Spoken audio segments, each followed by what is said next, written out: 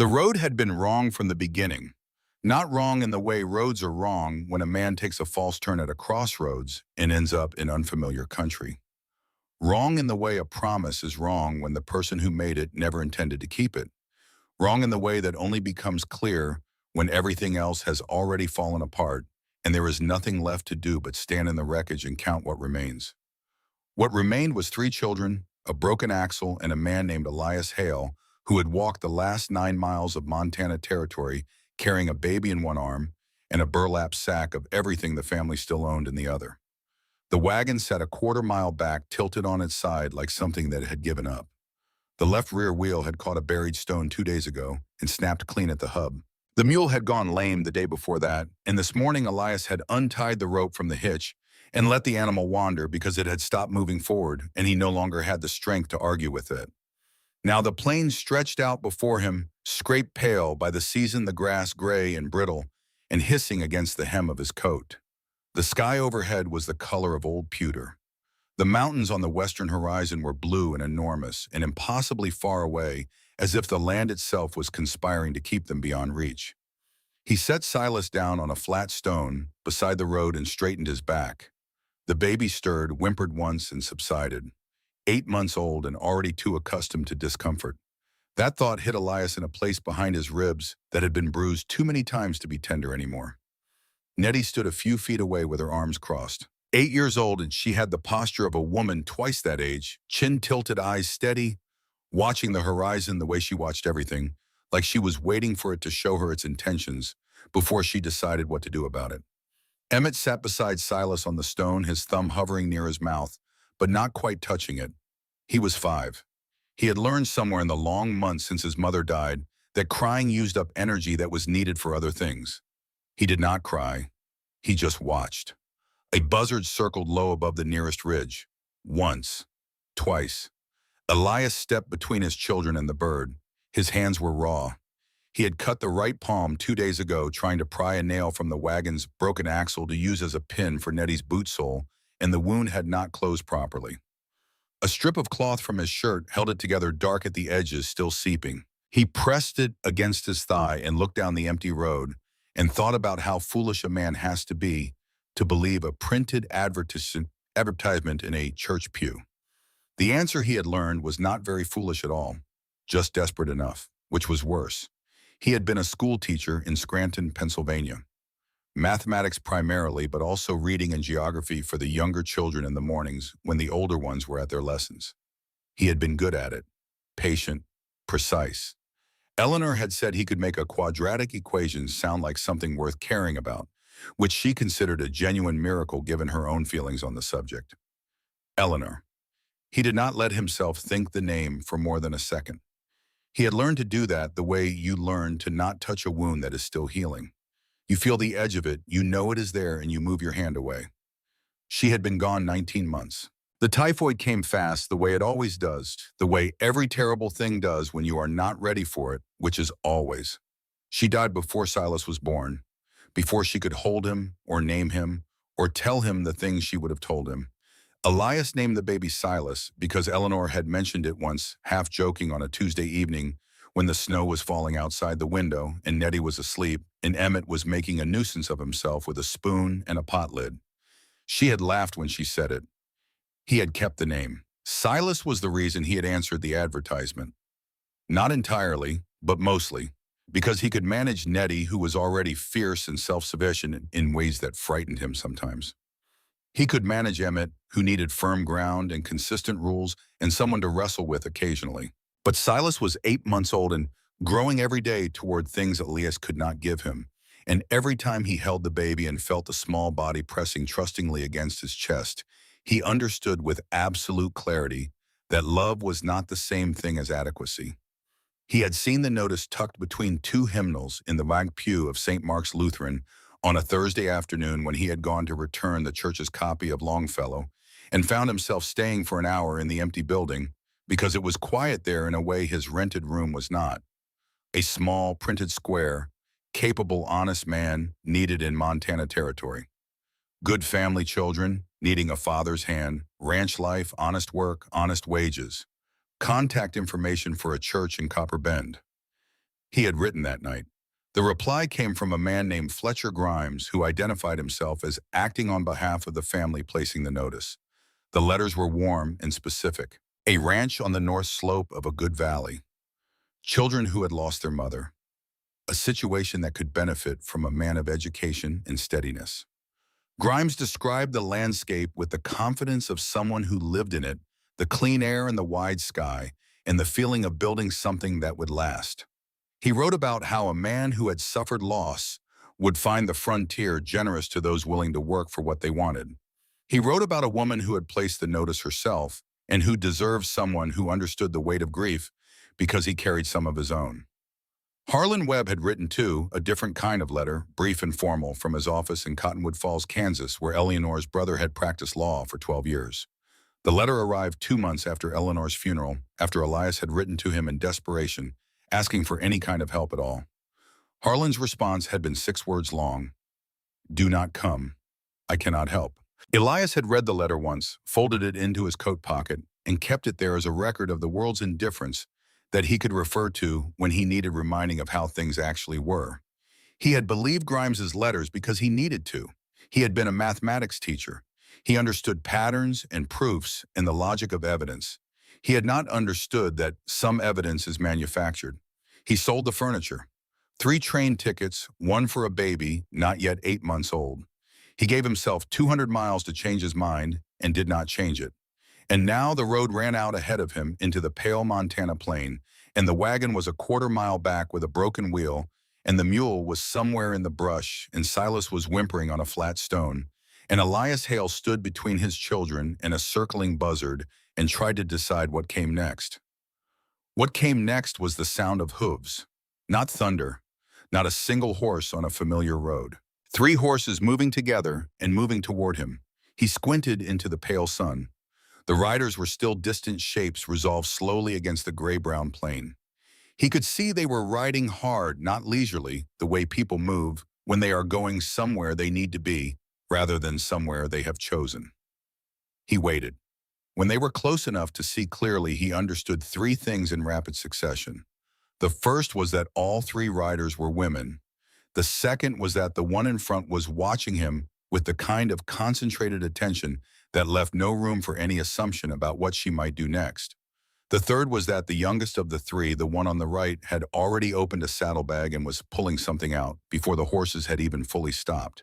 They reined in 20 feet from him. The lead horse was a dark bay with a white blaze, and the woman on its back was 28 or thereabouts with dark hair pulled back under a weathered hat, a jaw set with the patience of someone who had learned that patience was a form of discipline rather than a natural quality.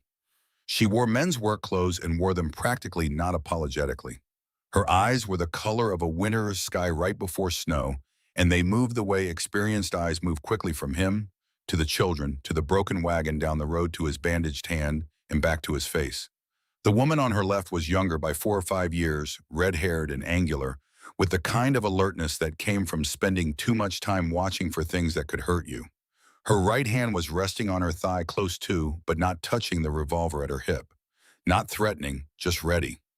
The youngest came from the right side of the group. She was perhaps 20, with honey-colored hair and eyes the warm amber of creek water in summer, and she had already dismounted before anyone spoke and was crouching beside Silas on the flat stone, holding out a piece of hard bread and making the low, reassuring sounds that calm small children and frighten animals. And apparently she had learned to distinguish very little between the two. The dark-haired woman looked down at Elias from the saddle. She did not speak immediately. She looked at the children the way he had seen good doctors look at patients with attention, rather than sentiment, gathering information before forming a conclusion. She looked at his hand. She looked at the road ahead, which offered nothing in either direction. She looked at him. "Can you ride?" she asked. "Not well," he said. It was the first honest thing he had said to anyone in Montana territory, and he said it without thinking, which was why it came out true. He was tired enough for the truth to be the path of least resistance. She held his gaze for a moment that lasted longer than it should have. Then she swung down from the saddle in a single movement, efficient and without ceremony, and walked toward him. She crouched beside Silas, who had stopped crying and was staring at the bread the younger woman was offering with the focused intensity of a child who has been hungry for 2 days. The dark-haired woman checked the baby's temperature with the back of her hand against his forehead, looked at the color of his lips, looked at his fingertips. She stood, looked at Elias again. "I can carry them," she said. "All of them, if you can walk." There was no theatrical kindness in it, no performance of charity. It was a statement of logistics offered by someone who had assessed a situation and was acting on the assessment. He recognized the tone. It was the tone of a person who had been in enough hard circumstances to know that sentiment was something you felt quietly and efficiency was something you did out loud. He nodded. She nodded. And that was the entirety of the negotiation. Her name was Clara. She told him this on the trail between organizing the loading of the children onto the horses and managing the logistics of 3 extra people with a mule string that did not include a mule. She had a younger sister named Willa, who rode on the right and had still not spoken a word to Elias, and a youngest sister named Rowena, who had given Silas half of her own supper portion without being asked, and was currently riding with the baby settled against her chest like she had done it 1,000 times. He walked. 5 miles at first, then 6. Then the afternoon light began to angle low and gold across the plain, and the mountains drew closer, and the road narrowed through scrub oak and sycamore into something that felt less like a route and more like a choice. Clara did not ride ahead. She kept her horse at a walk beside him. Not for conversation. She did not push for conversation. She walked beside him the way a good working dog walks beside someone present and alert and not requiring anything in particular. Emmett had fallen asleep in the saddle in front of Willa, who held him with one arm and the reins with the other and said nothing about it. Nettie rode behind Clara, sitting straight as a post, watching everything. When they reached the ranch, as the last light faded, Elias stopped in the dirt yard and looked at it. It was not a grand place. The main cabin was weathered solid, built by someone who understood that the point of a wall was to keep weather out rather than to impress anyone. The barn was larger than the house. There was a smokehouse, a root cellar, a chicken coop, a long lean-to along the south side where firewood was stacked high and neat. A fence line ran straight to the creek and back, and even in the failing light, he could see it was well maintained. No gaps, no sagging posts. Someone here worked with purpose. "That is the house," Clara said. She said it the way people say things they have said many times before without needing to invest the words with anything extra. It looked like a question to Elias, the first honest one the territory had offered him. She put Elias and the children in the east room of the main cabin, the one that had a second cot along the wall that she set up without asking. She made the arrangements the way she did everything quickly and without wasted motion, and then she showed him the Kiro lamp, the water bucket, the necessary facilities behind the barn. She told him supper was at 6. He expected her to ask questions. She did not. She turned and went back into the house, and Willa went with her, and Rowena lingered only long enough to hand Nettie a clean cloth and a bar of lye soap and point toward the creek. Elias sat on the edge of the cot after the children were settled and the lamp was burning low, and tried to understand what kind of person does what Clara Whitford had just done. He could not figure it out, which was the first interesting thing that had happened to him in 19 months. He reached under the cot to push his saddlebag into the corner, and his fingers touched something that was not floorboard. A box, tin by the feel. He pulled it out into the lamplight. It was a small thing, the kind of box that might hold buttons or thread spools. The lid was not locked. He lifted it and looked inside. A christening bonnet, handmade, stitched in white cotton, with careful small stitches along the hem. Folded with the precision of someone who has folded the same item many times, who has made a ritual of the folding, because the folding is the only ceremony left. Beneath it, a piece of paper once folded into a tight square and unfolded so many times that the creases had gone soft. And beneath the paper, a small bird carved from pine wood, no larger than a thumb, the grain of the wood worn smooth from handling its wings, folded close to its body, in the posture of something that has been held many times by hands that needed to hold something. He did not read the paper. He looked at it long enough to see that the handwriting was a man's, and that the ink was faded nearly to nothing, and that there was a name written there and a number and a month and a year. He did not read the name. Some things are not yours to read.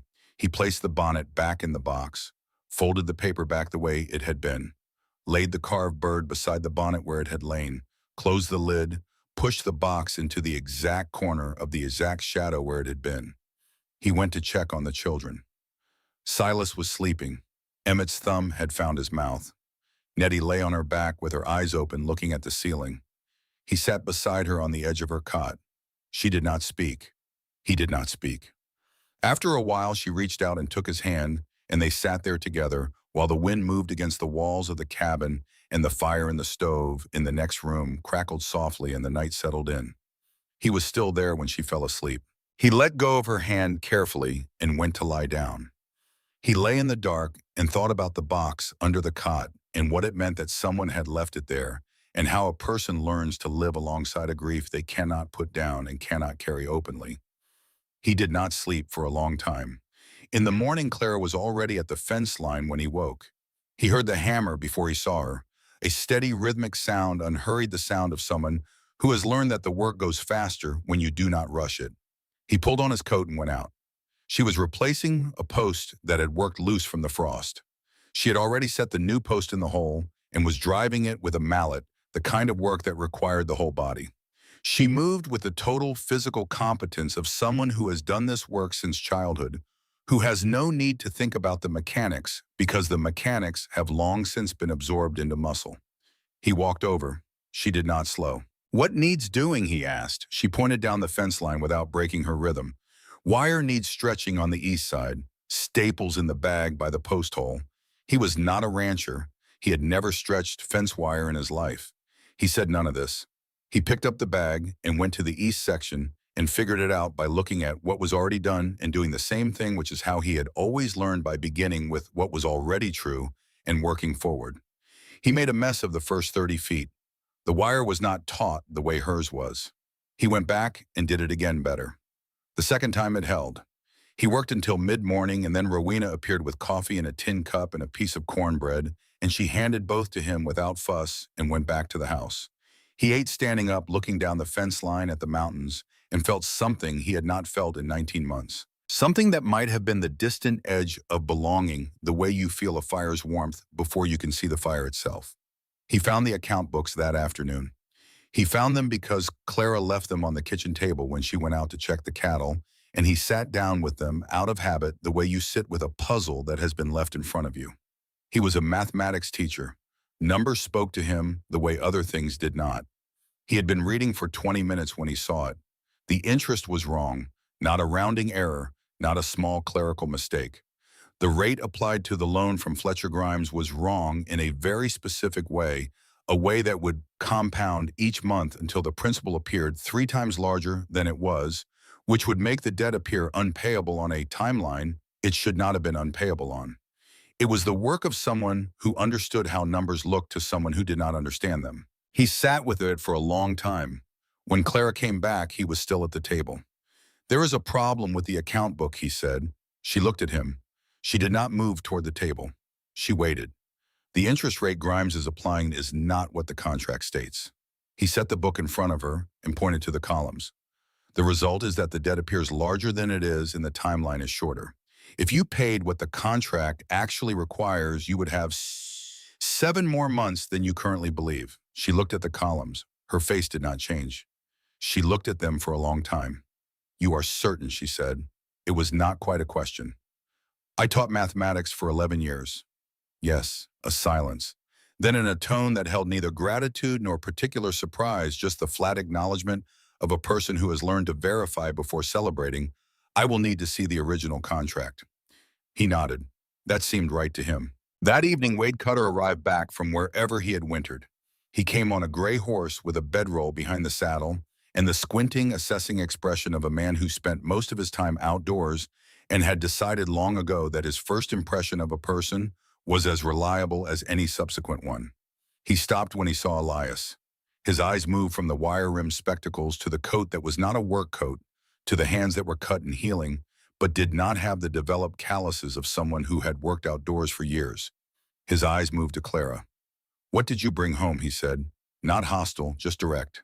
The directness of a man who had never seen any point in going around something that could be approached straight ahead. "Someone who can read a contract," Clara said, and went into the house. Cutter looked at Elias for another moment. Elias did not look away.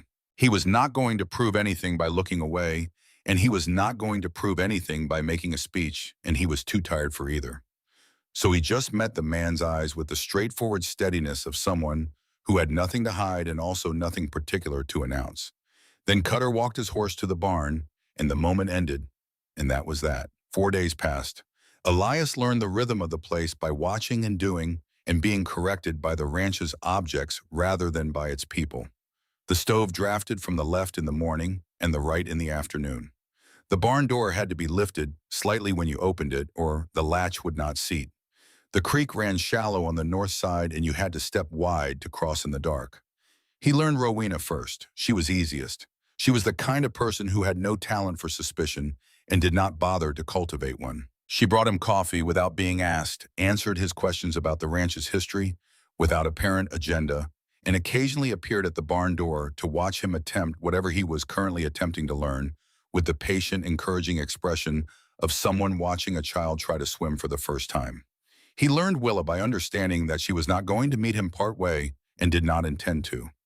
She watched him with the sharp attention of someone cataloging evidence, and if she was collecting evidence against him, she was at least thorough about it. He did not try to charm her. He suspected that charming Willa Whitford was not a project that any reasonable person would undertake on a limited timeline. He learned Clara slowly, not because she concealed herself, but because she was fully present only in the work, and the work was vast and various, and she moved through it with a focus that left little room for anything else. He caught her in the margins. The way she checked on the children when she thought no one was watching. The way she paused at the sound of Silas laughing just for a moment before she went back to whatever she was doing. The way she stood at the creek in the evenings, sometimes looking at the water with the expression of someone who has a conversation they cannot finish with someone who is not there. He knew that expression. He had worn it himself standing at the window of his classroom in Scranton long after the last student had gone home, looking at the street and talking to Eleanor in the inside of his head. He did not say any of this to Clara. Some things you hold in parallel with another person at a respectful distance without ever requiring them to acknowledge the holding. On the sixth morning, he took the account books and the original loan contract into town. He sat in the back of Margaret Hensley's general store with the two documents side by side on the counter and confirmed what he had found. The interest rate in the account books was not the rate written in the contract. The discrepancy was not an accident. He brought the documents back and placed them on the table. Clara sat across from him and read everything. Willa stood behind her with her arms crossed. Rowena watched from the doorway. Then Clara looked up. "How much time does this give us?" "7 months." She nodded. Something behind her eyes shifted, but not her expression. "We will need it," she said. It was the first time she used the word we, and he did not call attention to it because it was not the kind of moment you annotate. The morning Fletcher Grimes came to the ranch was clear and cold. The sky, the hard blue of midwinter. Elias was in the barn adjusting a bridle when he heard the horses come up the trail. 2 riders. The sound of them was different from Clara, and the sisters different from Cutter. There was a quality to the pace that said these were horses being ridden by people with somewhere to be and someone waiting for them. He came to the barn door. The first man was heavy in the way that comes from comfort rather than labor, broad through the shoulders, with a face that had been arranged to project reasonableness and did so with the polished ease of long practice. He wore a good vest and a good hat and rode a good horse, and everything about him said he had been well fed in a land of lean people and had never questioned whether he deserved to be. His smile was large and his eyes were empty. The second man wore a deputy's badge. His hand rested at his hip without particular tension. A reminder, not a threat. The heavy man reined in and looked at the porch where Clara had appeared, and his smile widened in a way that did not reach anywhere above the jaw. "Mrs. Whitford, Grimes is my name. I believe we have some business to discuss." He dismounted. He pulled a sheaf of papers from his coat, the loan contract with Clara's signature visible at the bottom. "Your loan payment is approaching," he said. His voice was pleasant, conversational, the voice of a man who has practiced being agreeable about things that are not agreeable. "I have also become aware of a concern regarding the relevant clause." He gestured toward Elias, who had walked out of the barn and was standing at the edge of the yard. "The contract, Mrs. Whitford, includes a provision in Section 3. The property owner must be in a lawful marriage registered with the county for a minimum of 60 days prior to the loan's final due date." He smiled at Elias. I believe Mr. Hale has been here for a week. Clara did not move. I believe you know exactly how long he has been here. Grimes's smile did not waver. The law does not concern itself with what I know. It concerns itself with what can be demonstrated. I want the land, Mrs. Whitford. The railroad survey has confirmed the western route. You know what that means for property values in this valley. He looked at the mountains. It would be a shame for something as simple as a contractual technicality to cost you everything you have built here. He folded the papers back into his coat. 30 days. After that, I return with a court order. He looked at Clara, then at Elias, then back. Good day. He turned his horse, and the deputy turned with him, and they rode down the trail. The dust they raised moved east on the wind. Elias stood in the yard and watched them go. He was thinking about the advertisement in the church pew, about the warmth of the letters, about the careful, specific detail Grimes had included about a ranch and a family and honest work. He was thinking about the order in which a man would have to plan things to produce this outcome. Grimes stopped at the bend in the trail. Just before the trees closed around him, he turned in his saddle and looked back at Elias with a smile that was now something closer to what it had always actually been. The notice in the church. He let the words carry across the cold morning air. It was not placed by a family Mr. Hale. I arranged it. The letters you received came through my office. All correspondence did. He let that settle. I needed a man here, someone whose presence would create exactly this legal ambiguity. You have been very useful. Thank you for making the trip. Then he was gone. The birds had stopped. The wind had stopped. Even Silas, somewhere in the house, had gone quiet. Elias turned toward the house. Clara was standing on the porch, her arms at her sides, her face doing that thing it did when she was processing something. Her composure was not going to let her react too visibly. Willa was behind her, jaw set, and for once there was nothing in Willa's eyes that looked like judgment of Elias. There was something that looked more like fury at something else entirely. Rowena had come to the door with Silas on her hip. The baby was gnawing on his fist. He did not understand any of what had just happened, and his indifference to it was the most comforting thing in the yard. Elias walked to the porch steps. He stood at the bottom of them and looked up at Clara. She looked at him for a moment. Then she said in a voice that was steady and direct, and entirely without the performance of either anger or despair, "Are you willing to stay and fight, not for me? He looked at you. His children looked at you when I brought you here. If I lose this ranch, they have nowhere either."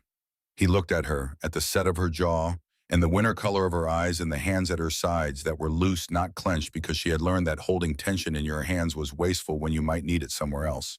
He thought about the tin box under the cot, about the bonnet folded with the care of ritual, about a small carved bird worn smooth from handling, about a note in a man's hand with a name and 3 days and a date.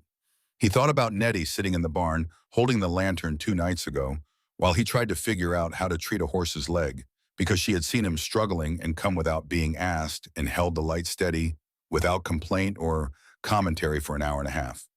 He thought about the advertisement on the church pew and how he had believed it because he needed to, and how needing something badly enough had never once in the history of human experience made it true. Then he stopped thinking about those things and stood in the cold dirt yard of a ranch in Montana Territory that was not his but might become something, and he made a decision. Yes, he said, for all of them.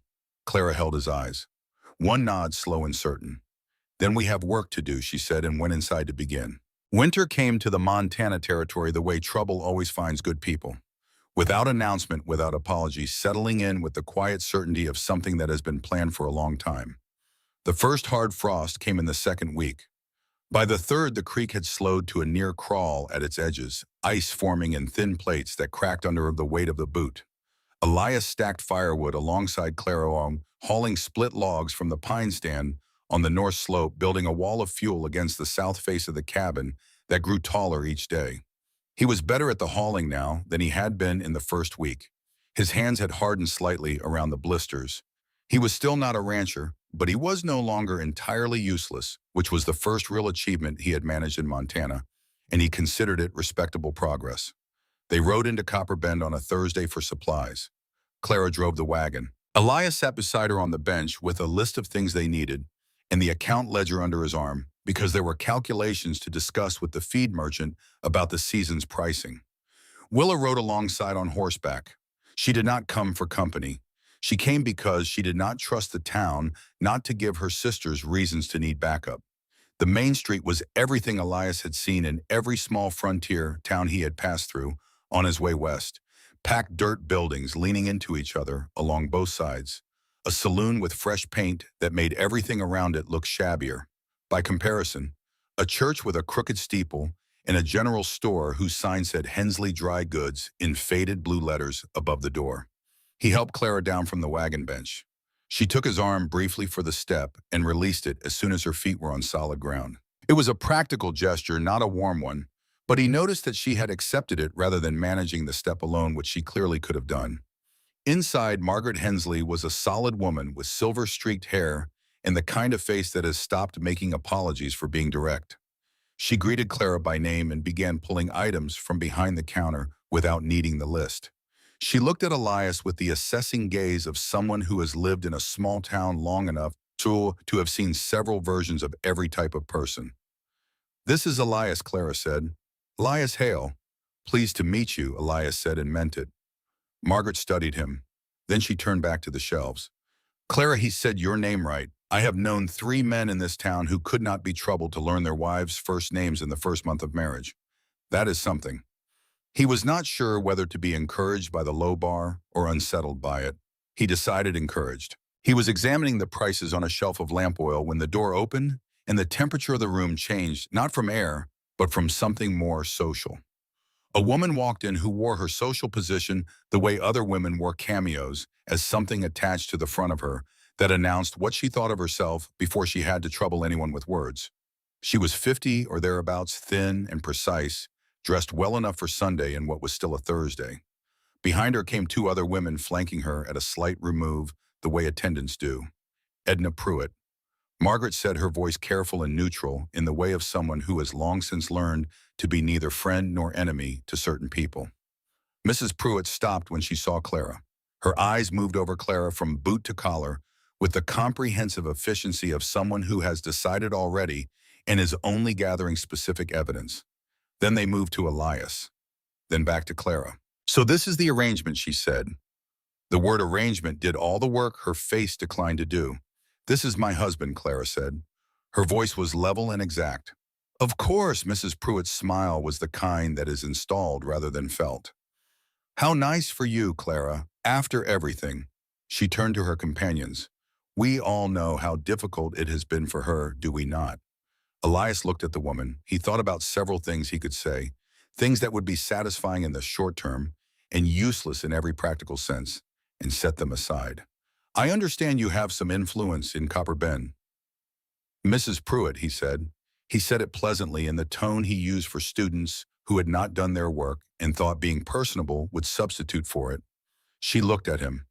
Something shifted in her expression, not much, just the faint recalibration of someone who expected a schoolboy and has encountered instead a teacher. "My husband is the county judge," she said. "That must be a great responsibility for you both." He held her gaze easily without aggression, the way you hold a door open as a courtesy rather than a contest. "The woman he married is someone this town is fortunate to have in it. I hope you have noticed." He turned back to the shelf and continued examining lamp oil prices. There was a small silence. Then Mrs. Pruitt said something to her companions too low for him to hear, and they moved to the back of the store and the temperature normalized. Margaret appeared at his shoulder. She murmured low and quick, "Grimes has been telling everyone the marriage is a fraud. Edna carries the message. She has the ears of half the women's auxiliary, and through them the ears of their husbands. Be careful."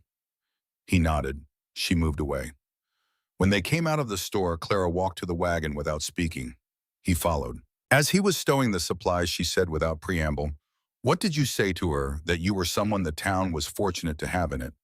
Clara looked at him, a long, measuring look, the kind that is not hostile, but is also not comfortable because it is simply the gaze of someone who is taking the accurate measure of a thing.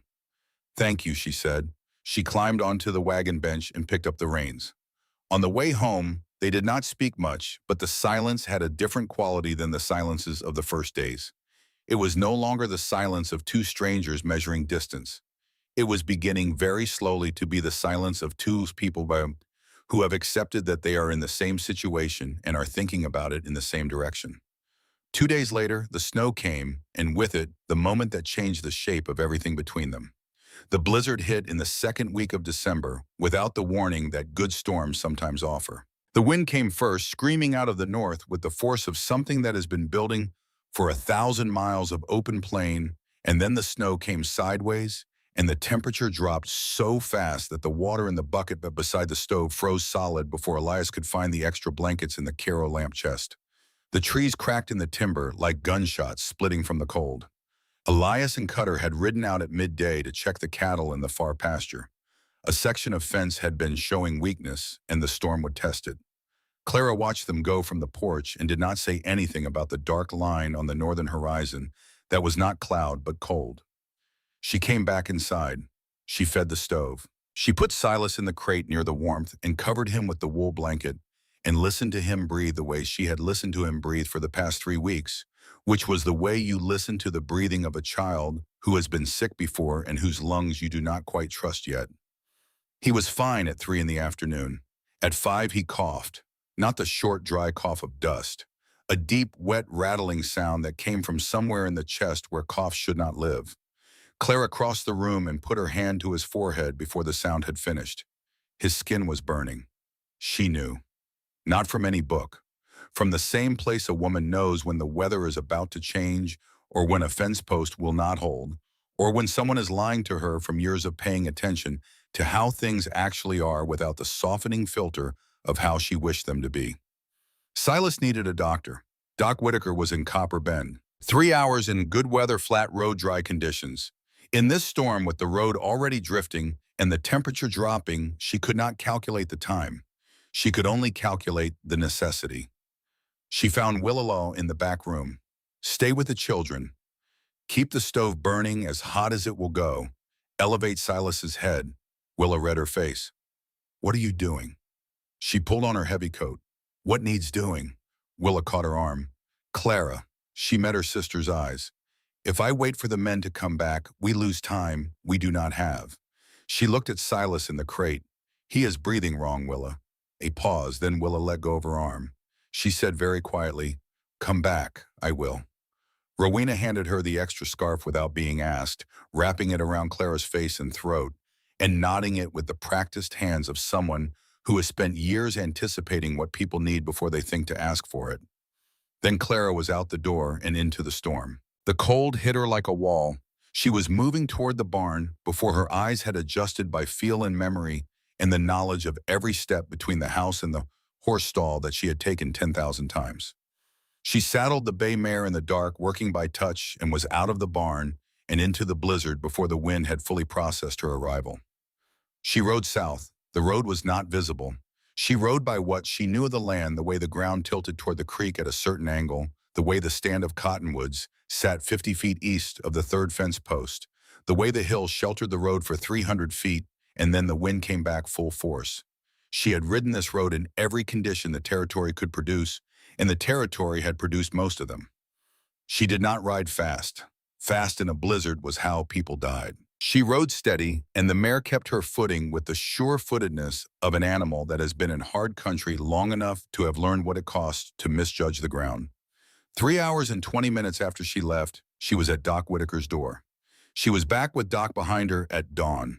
She came off the mare badly, her left hand locked around the rein and not releasing her right, gripping the saddle for the dismount and finding the grip slow because her fingers were not responding properly. She landed and her legs were less reliable than she expected. The wind had been in her face for most of the return, and the cold had worked through everything, through the coat and the scarf and the wool, and down to the bone. She heard the cabin door. Then there were hands, warm ones, catching her arm and her waist, and she recognized by the quality of the grip that they were Elias's hands, the grip of someone not quite accustomed to the terrain, but absolutely certain about the purpose. He pulled her against himself to stop her from going down, and she let him, because she was past the place where it cost her anything to let someone hold her up. He took her frozen hands in both of his and held them against his chest. She could feel the heat of him through the coat. She could feel his heart beating steady and fast with the adrenaline of someone who has been frightened for hours and has not let himself show it. Doc went past them both and into the house. 2 hours later, Silas's breathing changed. The rattle softened, then quieted, then became something that was merely the sound of a small chest working harder than it should rather than the sound of something drowning. His color shifted gray to pale to the faint warmth of pink. He opened his eyes and found Clara's face and cried not with pain, but with hunger, and hunger was the most beautiful sound in the cabin, because hunger meant alive. Elias was in the corner, where he had settled after Doc had arrived and taken over, and he was sitting against the wall in a way that said he had been awake since before the storm and intended to stay awake until the outcome was no longer in question. When Silas cried with hunger, he closed his eyes. He stayed like that for a moment. Then he opened them and looked at Clara across the room. She looked at him. Neither of them said anything. The distance across the room was about 12 feet, and it felt like a conversation. Rowena made breakfast. Doc Whitaker ate, and then sat at the table with his hands wrapped around his cup and said quietly that there was something else they needed to hear. Clara sat down. Elias sat beside her, not close, not touching, just within the same deliberate radius. Grimes Doc said, he and a man named Harlan Webb have been meeting in the saloon 3 times this week. He looked at his cup. I have been in this town long enough to know what 2 men meeting like that are planning. He paused. The hearing has been set. 10 days. Both cases at once. Grimes's claim on the land and a guardianship petition for the children. He let that sit. Elias said very carefully, both at the same time, it is the same judge. It makes sense from a court management perspective. Doc sounded like he would have preferred that it made no other kind of sense. Amos Pruitt will preside. Edna Pruitt's husband, Clara said. The same. A silence. The stove crackled. Outside, the wind had died to a mere constant force rather than a screaming one. He is a fair judge, Doc said, whatever Edna is. 30 years on the bench. He cares about the law, which is not always convenient, but is at least consistent. Elias looked at his hands. He looked at the documents they had assembled over the past weeks, the original contract, the account discrepancies, Grimes's threatening note. Then he looked at Clara. She was already looking at him. She had been looking at him, he realized, for some time. What is it, he asked. Nothing. She looked away, then back. We have 10 days, yes. We have enough. We need to be sure. What more do we need? He thought about it. He thought about the affidavit he did not have. The medical documentation clearing his name from the accusation Harlan was planning to use about Eleanor's death, the implication that he had been negligent, that he had been absent at a crucial moment. He had been absent. He had been at the pharmacy because the doctor had told him to go, because Eleanor herself had told him to go. But he had no document confirming this. He had only his word, and his word was worth exactly what a court decided a widowed school teacher's word was worth when it contradicted the claims of a lawyer from Kansas. I need to go, he said. Clara looked at him to get the medical documentation, a sworn statement from the doctor who attended Eleanor. That doctor is in Scranton. The county records office in Billings has a registry of affidavits. If the doctor files through a licensed notary and sends it to the registry, it can be in Billings within 2 days by telegraph confirmation. He had been thinking about it since he understood what Harlan was planning. He had been mapping it in the same methodical way he had mapped the solution to the accounting discrepancy. Find the fact, find its source, find the chain that connects the source to the place where it needs to be presented. You would leave now, Clara said. 3 days before the hearing, I would be back in 2. She looked at him for a long time. The fire in the stove had settled to steady coals and the light was orange and constant, and in it her face was very still. All right, she said.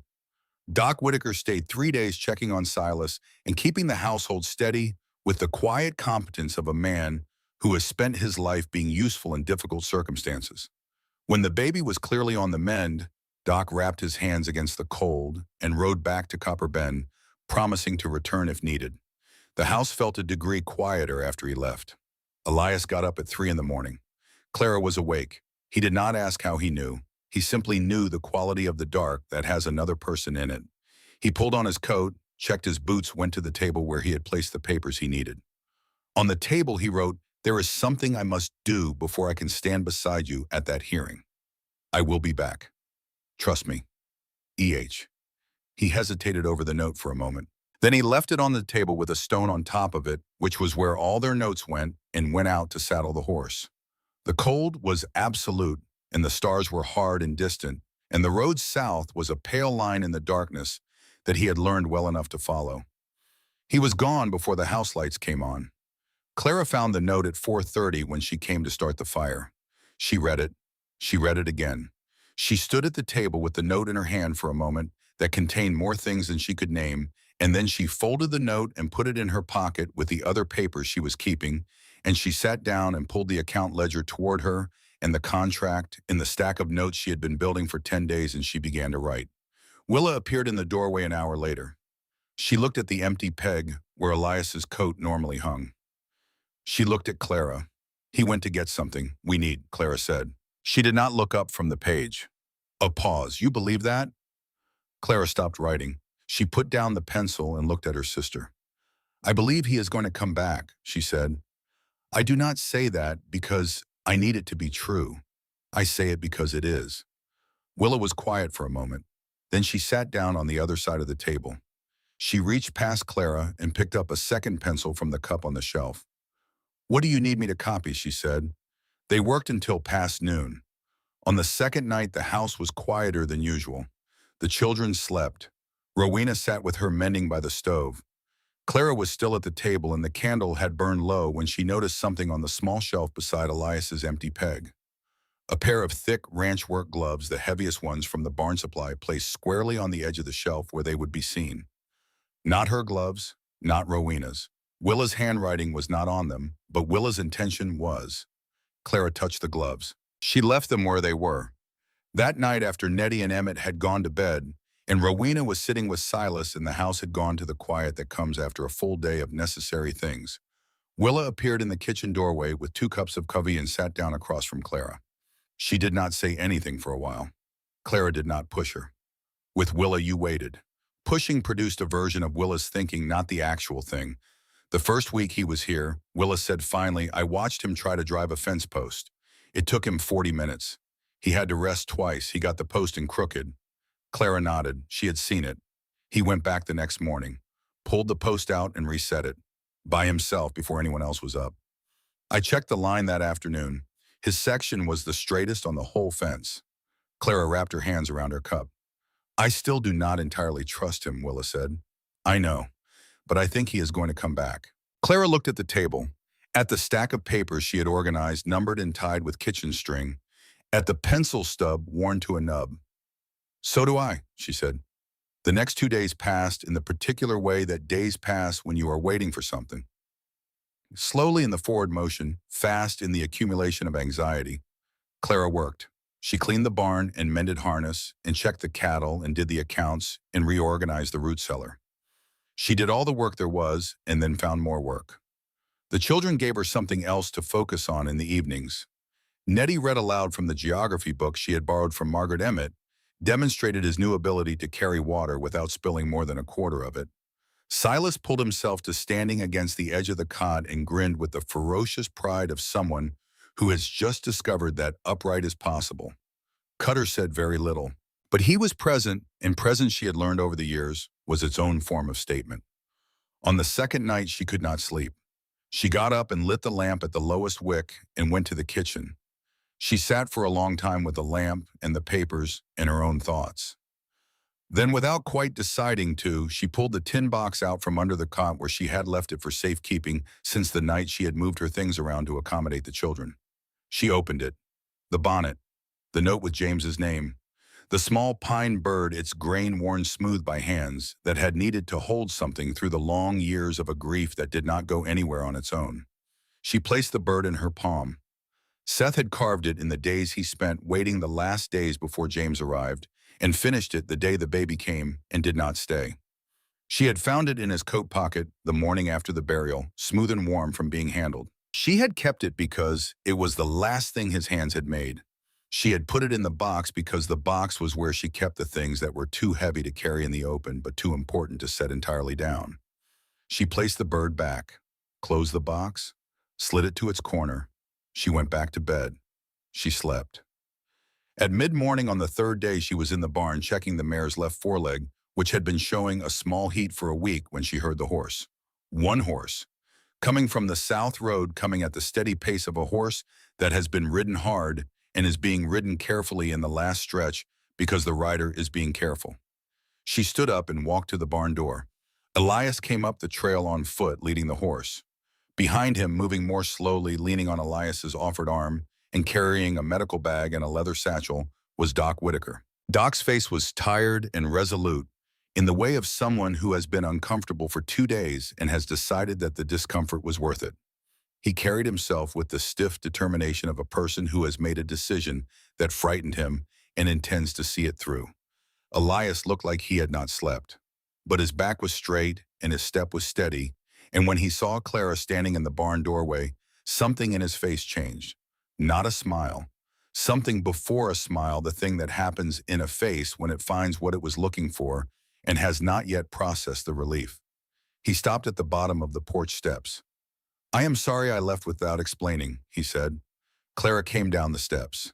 She stood in front of him with her arms crossed, not in defense, but in the way of a woman holding herself together while she takes inventory. "You came back," she said. "That is enough." He reached into his coat and produced 2 documents. He laid them on the porch rail side by side. The first was Doc Whitaker's sworn affidavit, signed and sealed. She read it. She read the declaration that Eleanor Hale had died of typhoid, that no treatment available could have reversed the progression of the disease at the point it reached its critical stage, that Elias had been absent purchasing medicine at the express instruction of the attending physician, and that nothing in his actions or absence had contributed to or could have altered the outcome. The second was a certified copy of records from the Scranton, Pennsylvania County Land Registry evidence that Harlan Webb had filed to transfer the children's inherited mining shares into his own name approximately 90 days before his arrival in Montana Territory. Clara read both documents twice. She looked at Doc. He met her eyes with the steady gaze of a man who has spent 2 days carrying a heavy thing and is now setting it down. "Should have done this 3 years ago," Doc said quietly. "The first year Grimes started making trouble. I told myself I was protecting my practice." He paused. "I was protecting myself, that is all." Willa appeared in the doorway. She looked at Elias. Her expression did not change. But she looked at him for a long moment with her full attention, the way she looked at things that she had been wrong about and was now reassessing. Then she nodded once, a single deliberate nod, the nod of someone who has revised an opinion and is acknowledging the revision without fanfare. It was the greatest concession Willa Whitford had made to Elias Hale in the 6 weeks he had been on the ranch, and both of them understood it without either of them saying so. The hearing was 3 days away. That night, Rowena made a stew with the last of the autumn vegetables, and they ate together, all of them, for the first time with something close to ease. Cutter at the far end of the table, unusually quiet but present. Rowena and Willa close together, the way they always sat. The children in the places they had claimed by repetition. Elias and Clara on opposite sides of the table, neither avoiding the other's eyes nor making a performance of meeting them. After supper, Doc Whitaker sat at the table with Clara and went through what to expect at the hearing. He laid out the likely shape of it with the methodical precision of someone who respects the adversary even while intending to defeat them. Clara listened. She organized her papers. She asked 3 precise questions, received 3 precise answers, and made 3 additional notes. Elias watched her work. He had been watching her work for 6 weeks, but he watched now with the particular attention of someone who is seeing something clearly for the first time because the light has finally fallen at the right angle. She was building the case the way she had built the fence line in the storm, one post at a time, with bleeding hands and no help but her own competence and the absolute conviction that failure was not something she could afford. She had done it alone for 2 years. And then 6 weeks ago, she had found a man and his 3 children broken down on a road in November, and she had looked at the situation and said, "I can carry them," and she had meant it, and she had done it, and she was still doing it, and she would do it in that courtroom in 3 days, whether or not anyone stood beside her. He intended to stand beside her. He went to bed before she finished. She was still at the table when the house went quiet. He lay in the dark and listened to the faint scratch of her pencil, and to the wind pressing against the roof, and to the sound of his children breathing in the next room, and he thought about what he was going to say to her after the hearing was over. Not before. There was too much at stake for declarations to be useful before. After. He fell asleep to the sound of the pencil in the wind. In the morning before dawn, he heard her put the pencil down. A long silence. Then her chair moved. Her footsteps crossed the floor to the window. She stood there, he knew, looking at the dark and whatever she was thinking about in it. He did not get up. This was not his moment to interrupt. Then her footsteps went to the stove. The rattle of the grate opening. The sound of coals being stoked. He got up and went to help. Morning arrived hard and bright on the day of the hearing. The kind of morning that does not consult anyone's plans, that puts out its cold sunlight indifferently and leaves you to make what you can of it. Clara, dressed in her best clothes, which were also her only good clothes, a dark wool dress pressed with a heated iron, the night before her collar clean, her hair pinned with the careful economy of someone who does not have time for prettiness, but understands the meaning of precision. She looked like exactly what she was, a woman who had walked a hard road and arrived at a hard day and intended to walk through it. Elias appeared from the room where he had slept with his scrubbed face and his one good shirt and his coat that had been beaten clean of road dust and hung overnight. He had trimmed his beard. He had combed his hair. He had the look of a man who has put on his best for an occasion that requires it and wears it without apology. Cutter met them at the trail. He was on his horse. He had a coat Elias had not seen before, recently brushed, if not recently purchased. His hat was newer than the one he had been wearing since Elias arrived. His face was freshly shaved and unfamiliarly clean, and he sat the saddle with the particular stiffness of a man enduring discomfort in service of something he has decided is worth the enduring. Clara looked at him. "You do not have to do this." Cutter shifted in the saddle. He was not a man who made speeches. He was a man who had opinions he expressed through action and trusted other people to interpret correctly. "I have watched you fix fence in a blizzard with your hands bleeding," he said. He cleared his throat. "Pull a calf in the dark when neither of us were around to help." He paused. "I have watched you leave in a storm for a baby that is not yours by blood and come back half frozen and not say a word about it." He looked at the mountains. "If this court needs someone to say something true about what you are and what you have built here, I will say it." He put his hat back on. "Under oath if they put it in front of me." Clara could not speak for a moment. She nodded. That was sufficient. They rode to town together. All of them. The wagon with the children and Rowena Willa on horseback on one side, Cutter on the other, Clara, driving Elias beside her on the bench. 5 adults and 3 children on their way to a courtroom in a small Montana town, carrying between them a stack of documents and whatever the truth was worth, in a room with a judge and 2 men who were planning to take everything.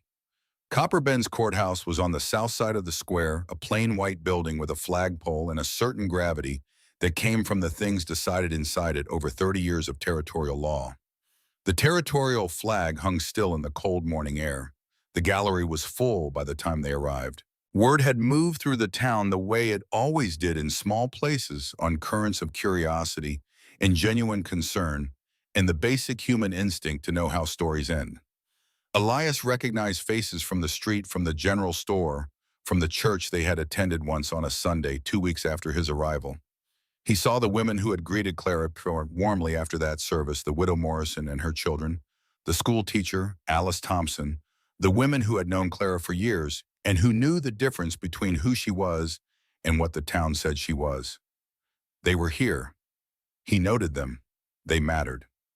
Fletcher Grimes sat at the plaintiff's table on the right, with a thin man in spectacles who was the lawyer hired from Helena. Grimes was dressed for success, and the success he was dressed for was the kind that required other people to lose. His face was composed, and his hands were still, and he looked precisely like what he was, a man who had prepared for this day and expected to win it. Harlan Webb sat at a separate table also on the right. He had his leather briefcase open before him, documents arranged in meticulous rows. He had the focused abstraction of a man who has organized his thinking to exclude anything that might complicate it. Clara walked to the respondent's table on the left. She placed her papers on the table. Kitchen string around the stack, a pencil stub in her pocket. Elias sat directly behind her in the gallery. Nettie, Emmett, and Silas sat with Rowena, 3 rows back. Nettie sat straight with her hands in her lap. Emmett's eyes were wide and solemn. Silas was asleep against Rowena's shoulder, breathing the easy, untroubled breath of a child who has no idea that the room around him is deciding the shape of his future. Judge Amos Pruitt entered through the side door. Tall, thin, in the way of a man made lean by time and discipline, white-haired with a jaw that appeared to have been set in concrete at some point in his 30s and had not shifted since. He carried a leather-bound book and a gavel. He sat behind the bench and surveyed the room with eyes that missed nothing and disclosed nothing in return. He struck the gavel once. The room fell silent. "We are here on two matters," he said. "A contract enforcement claim filed by Mr. Fletcher Grimes and a guardianship petition filed by Mr. Harlan Webb. Both concern the Whitford Ranch property and the children currently in the care of Mr. Elias Hale." He looked at the table on the left. "You have no legal counsel, Mrs. Whitford." "No, Your Honor. I will speak for myself." A murmur passed through the gallery. Pruitt looked at it until it stopped. "Proceed, Mr. Grimes." The lawyer from Helena stood. He was efficient and practiced, and he presented the contract claim with the mechanical precision of someone who has decided the facts are on his side and needs only to present them clearly. Clara Whitford had entered a loan agreement with Fletcher Grimes 4 years prior. The agreement included in Section 3 a provision requiring the property owner to be in a lawful marriage registered with the county for a minimum of 60 days prior to the loan's final due date. The current occupant, Elias Hale, had been present on the property for 43 days. The condition had not been met. The loan was in default. The property should revert. He placed the contract on the judge's bench. Clara's signature was visible at the bottom. Pruitt examined the document. He looked at Clara. "Mrs. Whitford, your response." Clara stood. She stood the way she stood at a fence line in the dark with a lantern with both feet on the ground and her back straight and without looking behind her for reassurance, because reassurance was not what the situation required. She picked up her papers and stepped forward. "Your Honor," she said. Her voice did not waver. It was clear as creek water. "I signed that contract. I do not deny that. I signed it because I needed a loan, and Grimes was the only lender in the county who would extend one to a woman managing a ranch alone." She paused. "Let the room absorb that. I signed the contract that was placed before me. The contract in Section 3, as written, specifies that the property owner must be in a lawful marriage registered at least 60 days before the final due date. Mr. Grimes has read that section accurately." She placed a document on the judge's bench. "However, Your Honor, this is the original loan agreement that I signed. And this," she placed a second document beside it, "is the contract that Mr. Grimes has filed with the court."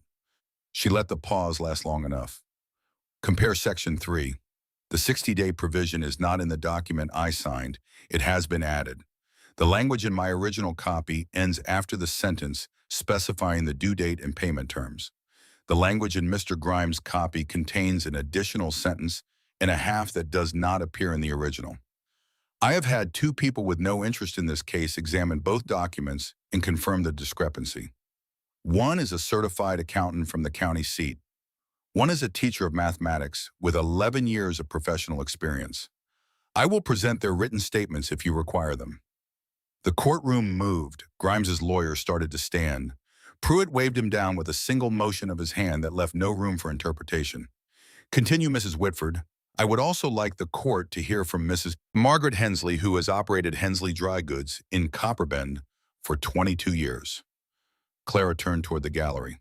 Mrs. Hensley, Margaret Hensley, rose. She was not someone who performed solemnity.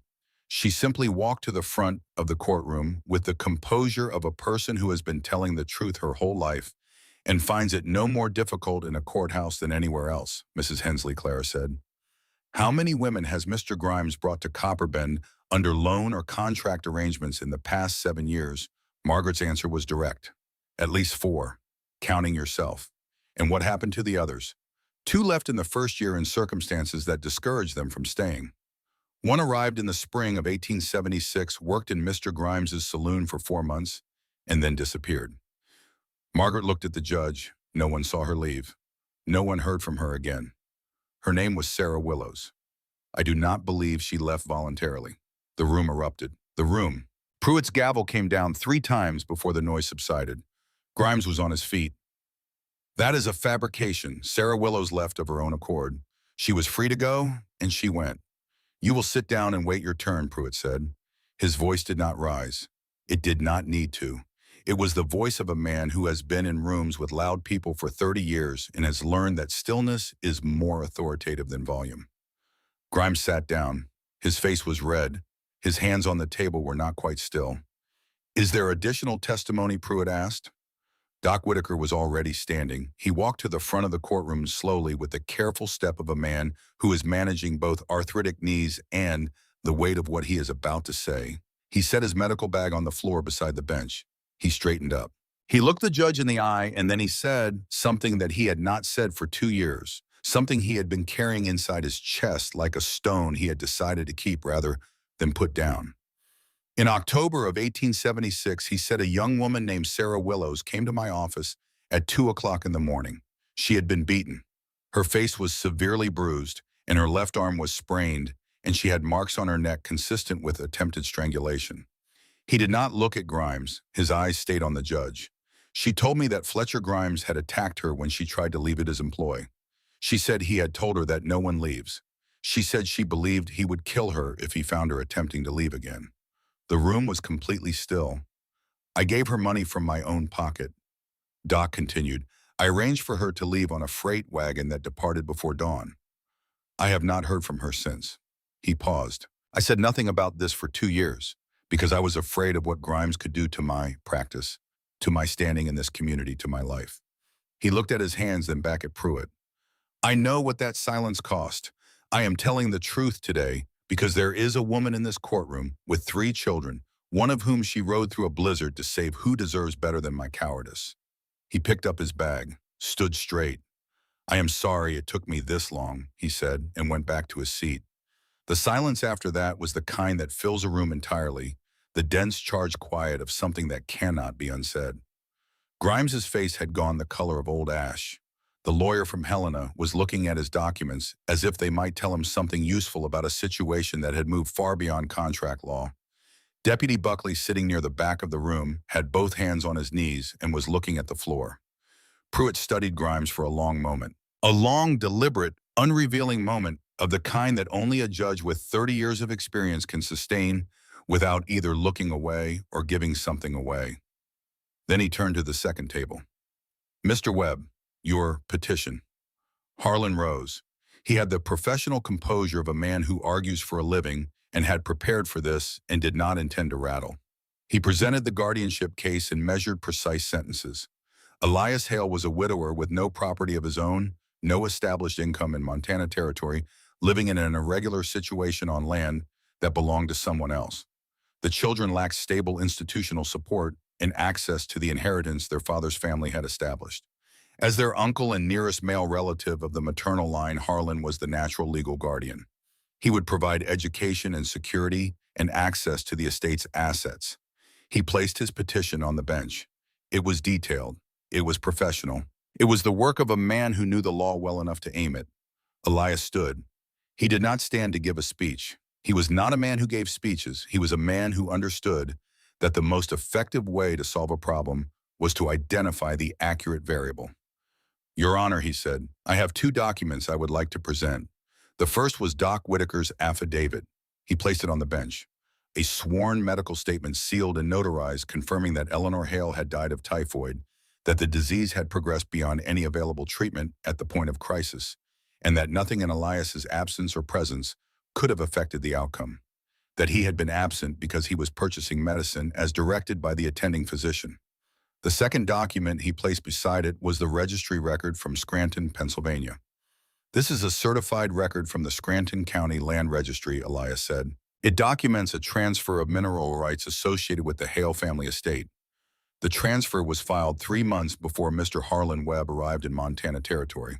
The assets transferred included the mining shares that were held in trust for my 3 children. The transferee listed is Harlan Webb. He looked at Harlan. He did not transfer these shares from the children's trust to his own name with my authorization. He did not do it with any court order. He did it because he knew that guardianship of the children was the most direct path to challenging the transfer, and he came here to establish that guardianship. Harlan's composure cracked. Not completely, just at the edges in the small places where control breaks first. He started to speak. Elias continued.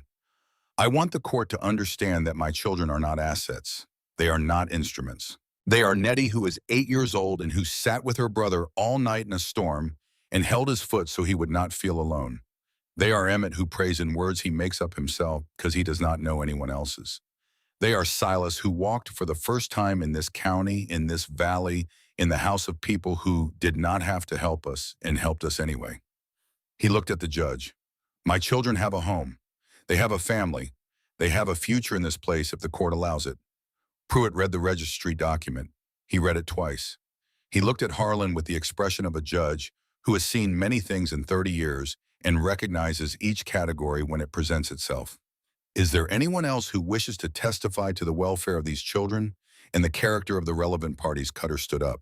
He walked to the front of the courtroom with the rolling gait of a man who spends most of his time on horseback and has never quite recalibrated to a level floor. He stood before the judge and held his hat in both hands and said what he had come to say. Your Honor, I have worked for the Whitford Ranch for 4 years. When Elias Hale arrived, I thought he was a mistake. He was clearly not from anywhere useful. He said so too, which I will give him credit for. A muted ripple in the gallery. Pruitt did not suppress it. I watched him try to drive a fence post for 40 minutes. Cutter continued. He did it crooked. He went back the next morning before anyone else was up and did it again until it was right. I watched him sit with a sick baby through an entire night in a storm singing to the child, not because he wanted anyone to see it, but because the child needed it. I watched him travel to Billings in 2 days to get documents that would help someone else's court case. He looked at the judge. Those children are fed and clean and safe. The eldest can calculate the weight of a steer by looking at it. The middle one carries water without complaining. The baby took his first steps in the Whitford kitchen on a Tuesday morning and fell down 4 times and got up 4 times, which I think says something about the place he is being raised in. He put his hat back on. I have said what I came to say. He walked back to his seat. He sat down and looked straight ahead, and his expression was the expression of a man who has made himself do something difficult and is relieved it is over and also satisfied that it was done. The room was quiet, not the charged silence of before, something quieter and more durable. Pruitt sat still for a time that felt longer than it was. He looked at the papers spread before him. He looked at Grimes, whose gray face had not recovered. He looked at Harlan, whose briefcase was closed. He looked at Clara standing at her table with kitchen string around her documents. He looked at Elias. He looked at the 3 children, 2 of them watching with wide eyes, and one of them sleeping the deep sleep of an infant who trusts that the world is manageable. He picked up his gavel. On the matter of the contract claim filed by Fletcher Grimes, he spoke with the cadence of a man who has chosen every word in advance and will not be hurried. The court finds that the contract filed as evidence contains language not present in the original document signed by the property holder. This constitutes fraudulent alteration of a legal instrument. The claim is denied. The property remains in the lawful possession of Clara Whitford Hale. He paused. Furthermore, the testimony of Dr. Whitaker regarding Sarah Willows raises questions of criminal nature. Mr. Grimes will be detained pending an investigation by the territorial marshal. Deputy Buckley is suspended from duty pending review of his conduct in this matter. 2 men from the far side of the gallery moved toward Grimes. They wore expressions that said they had been asked to be here this morning for exactly this purpose, and were carrying it out without particular relish or particular hesitation. Grimes stood. His face showed nothing for a moment.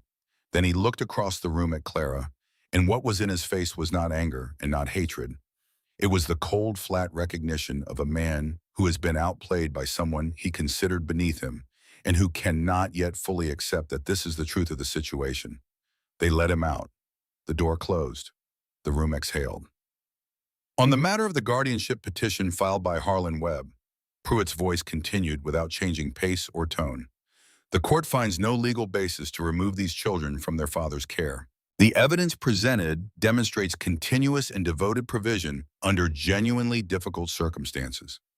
The registry document indicates that Mr. Webb's interest in custody of the children is primarily financial in nature, and that he has already taken actions to that end that exceeded his legal authority. The petition is denied. He looked at Harlan. Mr. Webb, you are related to these children by blood. That relationship and the door it opens remains. But guardianship to control an estate is not something this court will grant. If you wish to be a presence in these children's lives through legitimate means, that choice remains yours to make. The gavel came down. Final, definitive. The gallery erupted in the way that galleries do when a verdict lands correctly, with voices and movement and the sound of chairs and the release of something held under pressure for too long. Margaret Hensley reached Clara before anyone else and said nothing and held on. Rowena was crying and not trying to stop.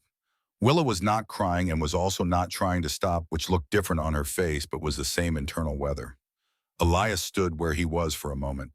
He watched Clara accept Margaret's embrace and return it, and then he watched her receive the hands of people she had known for years who were finally saying out loud what they should have said before. He watched Cutter stand in his place and receive a handshake from the man next to him with the uncomfortable dignity of someone unaccustomed to being thanked. Harlan Webb walked past him on the way out. Elias said his name. Quietly, no heat in it. Harlan stopped. He did not turn fully. Just enough. You can write to them, Elias said. If you mean it, not for the estate, just to know them. The door is open if you want to walk through it. Harlan was still for a moment. His face was the face of a man who has spent so long behind a professional mask that he has almost forgotten what he looks like without it. Something moved behind the mask, something that might have been the memory of a family obligation he had been refusing to feel for several years. He said nothing. He walked out into the cold Montana morning. Elias let him go. He found he did not need to know whether the door would ever be used. He had left it open, which was the only part that was his to do. Doc Whitaker found him by the door as the crowd thinned.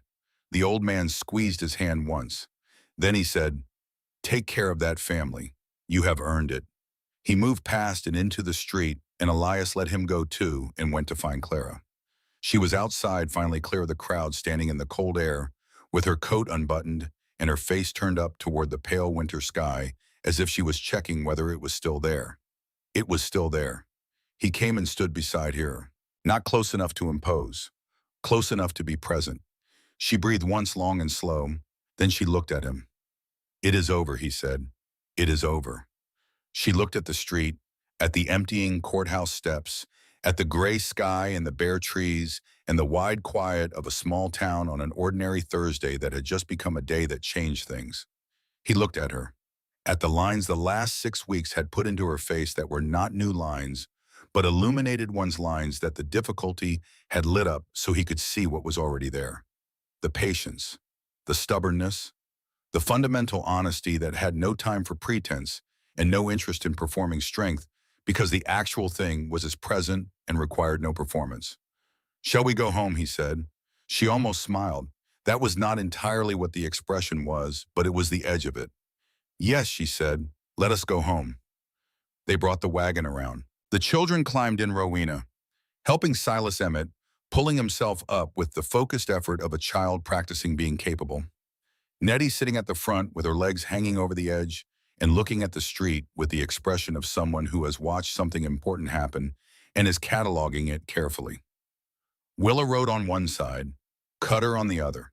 They rode out of Copper Bend together, the same group that had come in, and the street watched them go.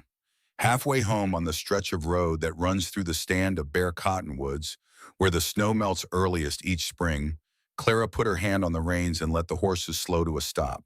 She climbed down, walked a few paces from the wagon, stood in the road. Elias wrapped the reins around the post and climbed down after her. She turned. The afternoon light was coming in low from the southwest, the winter light that shows everything clearly without warmth, that makes the world look exactly like what it is, honest and cold and available for inspection. She looked at him. "What do you want?" she said, not with urgency, just as a question asked by a woman who has spent enough time managing logistics that she has come to trust directness over ceremony. He took a breath. He was not a man who made speeches. He was a man who taught mathematics and understood that the cleanest statement of a true thing was worth more than an elaborate demonstration of it. "I want to be beside you," he said, "not because of the hearing or the court or because you need someone to sign papers. Because every morning in that house, I listen for the sound of the stove before I know I am awake, and when I hear it, I am already not afraid of the day. Because Nettie showed Rowena a mathematics problem last Tuesday, and I watched your face when you saw Rowena get the answer right, and I cannot stop thinking about that face. Because the children need someone, yes, but I need someone too.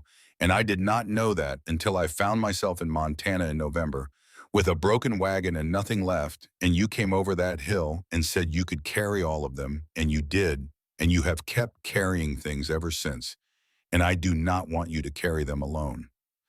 He stopped. He looked at his hands, then at her. I want to marry you, not because the court said so or because the law requires it or because it is useful, because I want to, because you are the most honest person I have ever been in a room with, and I have been in a room with you in the middle of a blizzard and in front of a judge and on a porch in the dark and at a kitchen table at 4 in the morning, and you are the same in all of them. That is not a common thing. He waited. The cottonwoods were bare overhead. The snow had melted along the road in the recent days, leaving patches of brown earth and here and there the faintest suggestion of something beginning to be green. Clara looked at him. Not the inventory look. Something else. Something she was allowing herself, which was not the same as the thing she simply had. I do not need someone to carry me, she said. I know, I have watched you carry everything for 6 weeks. He met her eyes. I would like to carry some of it. Beside you. Not instead of you. She was quiet for a moment. I want the same, she said. She said it plainly without embellishment, the way she said true things.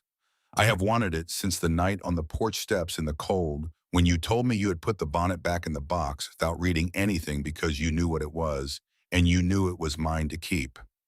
I did not let myself know that I wanted it then. I am letting myself know it now. He stepped forward. She stepped forward. He kissed her in the middle of the road between the bare cottonwood trees with the mountains behind them in the plain, unhurried way of two people who have been arriving at something for a longer time and have finally allowed themselves to stop moving toward it and simply be there. In the wagon, Nettie looked at Emmett. Emmett looked at Nettie. A long, mutually comprehending look of the kind that passes between siblings who have survived things together and understand more than they are supposed to. When they finally broke apart, both of them, a little quieter than they had been, Clara rested her forehead against his for a moment. Then they got back in the wagon, and Clara picked up the reins and they rode toward the ranch. They held the wedding under the cottonwood tree at the back of the ranch on a morning in late March when the first buds were breaking on the branches and the air smelled of wet earth and pine, and the beginning of something that was not winter. No preacher, no congregation, no performance of an occasion. 5 people and 3 children and the mountains and the sky, which was enough. Margaret Hensley stood on one side as witness, her jaw working with the effort of not crying her expression, the expression of a woman who has seen enough of the hard kind of things that she genuinely appreciates a good thing when she witnesses one. Cutter stood on the other side with his hat in both hands, and the discomfort of a man who finds emotion difficult to metabolize, and handles it by standing very still and being present in all the ways that are not verbal. Willa and Rowena stood close together. Willa's jaw was set. Her eyes were bright. Rowena was not attempting to manage her face at all. Elias took Clara's hands. His grip was firm, the grip of a man who has learned over 6 months that there are things worth holding on to and intends to hold on. I give you everything I have, he said. These hands, this land we are building on together. My name and my word and whatever time remains, I will stand beside you. I will not leave. Clara spoke. Her voice was clear, the voice she used for things she meant completely without reservation, without the hedge of uncertainty. I have known the kind of loss that settles into the bones and makes you wonder if warmth is something that happens to other people. She looked at him. With you, I know it happens to me. I hear my children laughing and the fire in the morning and the creak at night and your boots on the porch when you come home. I am not afraid of the road ahead. I will walk it with you, and if I have to, I will carry you. Nettie stepped forward. She was holding something in her open palm, offered up with the careful solemnity of a child who understands that some moments require the whole of your attention. A small wildflower, purple, barely larger than a thumbnail, dried and pressed flat between 2 squares of stiff paper. She had found it by the creek 3 weeks before the very first wildflower of the season, first saying that what had been frozen was beginning to come back, and she had pressed it and kept it without telling anyone because she had known with the instinct of a child who has watched carefully that it would be needed. She placed it in the space between their joined hands. Elias looked at the flower, then at Nettie. He was going to say something. He did not say anything. He put his free arm around her shoulders and held her. They knelt together, all four of them, and dug a small hole at the base of the cottonwood tree with their hands. They placed the flower in the hole. They covered it with earth and pressed the ground flat with their palms, four sets of hands together on the dark soil, making the earth hold something small and important and irreplaceable. They stood. Emmett tugged on Elias's sleeve with the focused intention of a child who has a question that cannot wait. "Does this mean we are staying?" Elias looked at Clara. She was looking at him. Her face was open in a way it was rarely open without the careful management of things she had carried alone for so long, just present and warm and real. He lifted Emmett up. He held him with the absolute conviction of someone for whom this child is irreplaceable, and he looked him in the face. "It means we are building," he said. 5 years passed. The ranch grew. New rooms went up, then a proper porch with cedar rails that smelled sweet in the rain, then a second barn. The fence line extended to the creek and past it. The herd doubled and doubled again. A smokehouse appeared. A kitchen garden where Clara grew carrots and cabbage, and the wildflowers that Nettie and Rowena brought back from the creek bed every spring, leaving small jars of them on the kitchen windowsill through the months when the mountains allowed it. Nettie was 13, serious and capable, and reading everything she could find, borrowing books from Margaret's store and from the traveling library that came through Copper Bend twice a year. She could calculate the weight of a steer by looking at it, which she had learned from Cutter, without either of them acknowledging the lesson as a lesson. She kept a journal beneath her pillow and did not show it to anyone. Emmett was 10, sun-darkened and wire-strong, and constantly making a noise somewhere on the property that indicated both his location and his enthusiasm for whatever he was currently doing. He had a laugh that arrived without warning and at considerable volume and brightened every room it entered, and he had no apparent awareness of this effect, which made it more effective rather than less. Silas was 6. He ran. That was the primary fact about Silas at 6. He ran everywhere with the total physical commitment of a child who has discovered that legs are for the purpose of running and sees no reason to do anything at a pace that does not use them fully. He had no memory of the broken wagon, or the road, or the November cold, or the night the whole house had held its breath while his mother rode through a blizzard for medicine. He knew only this place and this family and the dog that followed him everywhere, and the creek and the sound of the supper bell. Hannah was 3. She had Clara's hair and her own opinions, which she expressed loudly and frequently, and with a confidence that made everyone around her simultaneously exhausted and proud. She had been born in the ranch house with Doc Whitaker attending and Nettie holding the lantern, and she had entered the world with the clear intention of making herself known. Thomas was 1 year old. He had Elias's eyes and Clara's jaw and a single clear word that he said every time Elias came through the door, "Papa." He said it with the total authority of someone who has identified the most important thing in the room and sees no reason not to announce it. Elias stopped every time, no matter what he was carrying or what he had been in the middle of. He stopped and picked the boy up and held him against his chest with the same tenderness he had shown the first day on the road when he gathered a stranger's baby and said, "I can carry them." Cutter still came, each season bringing Ada and their son, a 4-year-old who played with Emmett, and returned at the end of each day, comprehensively dirty and comprehensively happy. Cutter greeted Clara now with the nod of a man who has revised a long-held opinion and has been living in the revision long enough that it no longer feels like revision. It simply feels like the truth. Margaret Hensley still put extra sugar in the grocery bag, still squeezed Clara's hand over the counter, still said for the children with a wink that both of them understood. Doc Whitaker came quarterly, slower now, more careful with his steps, but with the particular upright dignity of a man who had set down a burden he had carried for 2 years and had not picked it up again. He sat with the children, sometimes in the evenings, answering questions about bones and medicines and the mechanics of weather with the patient thoroughness of someone who finds teaching restores something that a long, quiet guilt had worn away. Grimes's saloon had been sold to a man from Billings who turned it into a hardware store. Grimes himself had gone to the territorial prison after the investigation confirmed not only the Sarah Willow situation, but a pattern of fraud and coercion extending back 9 years. Harlan Webb had written twice. The second letter was addressed to the children specifically. It asked about their schooling and their interests. It said nothing about mining shares or estates. Clara wrote back and told him they were well. She invited him to visit. He had not come. She left the door open because that was what she did with doors that might someday need to be walked through. Edna Pruitt had not spoken to Clara in 5 years. This had not inconvenienced anyone. Willa had taken on more of the North Pasture work riding the fence line with the same methodical attention Clara had always brought to it, the two sisters moving through the ranch with the complementary efficiency of people who have worked alongside each other long enough that they do not need to discuss who does what.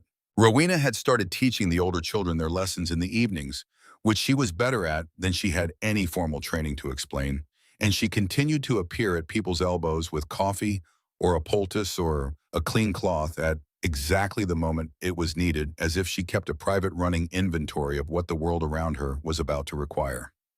On an evening in late spring, Clara stood at the kitchen door and watched her children play in the yard. 5 of them. 5 voices and 5 sets of running feet and 5 reasons to wake up and continue building. The cottonwood tree had grown in 5 years, its roots deep and its branches wide enough to shade the whole porch in summer. Beneath it, somewhere in the earth, a dried purple flower pressed flat by 4 sets of hands on a morning when the world decided to begin again. Elias came behind her. His arms circled her waist. His chin rested on her shoulder. He smelled of pine and leather and the fresh cedar of the new porch rail he had finished that afternoon. She felt him looking past her at the yard, at the 5 children, at the garden coming up green and the fence line straight and clean and the mountains blue and permanent on the horizon, at the life they had built from a broken wagon and a dusty road in a morning in November, when she had looked at a stranger and his 3 children and decided that carrying was what the situation required. She said, "Do you remember the day I told you I could carry them all?" He was quiet for a moment.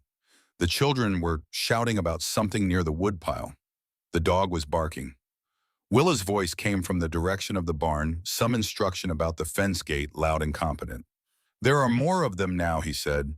She turned in his arms so she could look at him, at the lines around his eyes that were deeper than they had been, at the gray at his temples, at the hands that had learned over 5 years how to build and mend and hold and stay. "Can you still carry them?" she asked. He looked at her. His eyes were warm in a way that the exhaustion and the grief and the long cold winters had not managed to change, because some things are specific enough to the person that circumstance cannot alter them. "Always," he said. The wind moved through the valley. It stirred the new green of the grass and the budding cottonwood leaves and carried the smell of earth and wildflowers and the smoke from a chimney that stood straight and true. Above the clearing, the sky was clean. No clouds, no gathering storms on the horizon. The mountains were blue and present and exactly where they had always been. And somewhere out on the long road between Pennsylvania and Montana, somewhere in the dust, in the cold, and the broken promises, the journey that had brought them here was already part of a past so far behind them it seemed to belong to someone else. It did not. It belonged to them. It had made them. And they had made something else of it, something that did not have a name but was present in the sound of 5 children laughing in a yard in the late spring light, in the feel of 2 scarred hands holding on in the shape of a life, built one deliberate day at a time by 2 people who had learned that carrying is what you do when you love something, and that love in the end is always stronger than the weight.